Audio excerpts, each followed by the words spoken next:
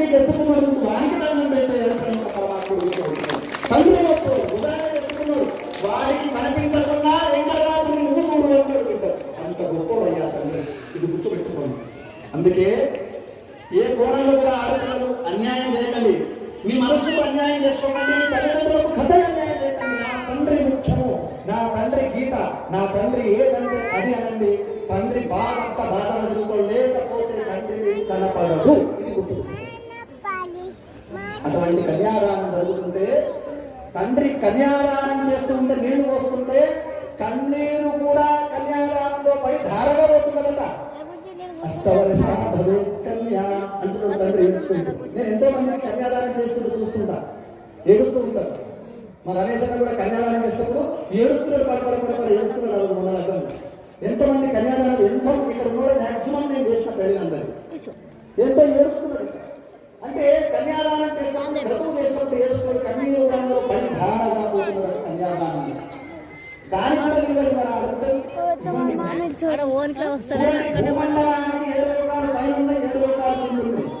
భూలోక భూలోక సువర్లోక అధోలోక సత్యలోక మత్స్యలోక అతల వితల సుతల మహాతల రసాతల పాతాళ మొత్తం 14 భువనమండలాలు కృష్ణుడు మన్ను తిన్నప్పుడు నోరు తెరిచినప్పుడు కనబడ్డాయి.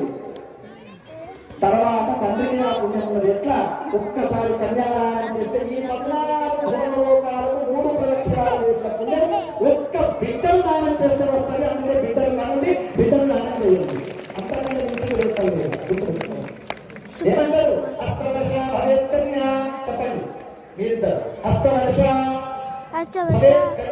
భవేత్కన్యా పుత్రవతు పాదితామ 8 ఏళ్ళు పెంచిన బిడ్డనాడు. భవేత్కన్యా పుత్రవత్ పాదితామయ. అత్తతో మనకి కాదు, రెండు చెప్తా నేను. కోడలే కొడుతుంది, అత్త కూడా కొడుతుంది. అత్తనే కొడుతుంది, కోడలు కూడా కొడుతుంది. అత్త కూడా ఒక ఇంటి కోడలని మర్చిపోతుంది. అత్త ఉండని తింటారా అత్త ఏం తిమ్మంటారు. అత్త మూతి ముడుచుకొని